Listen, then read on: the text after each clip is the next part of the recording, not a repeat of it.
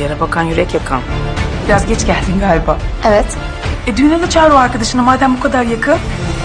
Benimle evlenir misin? Kızılcık Şerbeti yeni bölümünde neler olacak? Videomuza geçmeden önce kaza üzerinden izleyicilere ters köşe yapıldığını hiç sevmedik diyorsanız videomuzu beğenin, sayımızı görelim.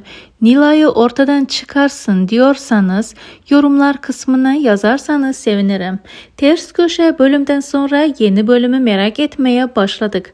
Asil'le Nursema'nın yaklaşma sahnelerini geçtiğimiz bölümde izlemiştik. Bu da Nilay'ın dikkatini çekmişti. Nilay Nursema'nın telefonunu karıştırırken ona yakalandı. X'ten next olmaz dedi.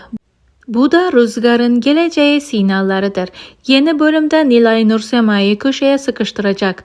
Açıkçası önemli konularda senaristler onun üzerinden yazmaları izleyicilerin tepkisini çekiyor.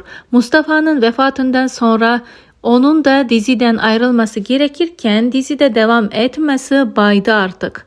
Asıl konusuna gelecek olursak Fatih'le Başak'ın evleneceğinden rahatsız oldu.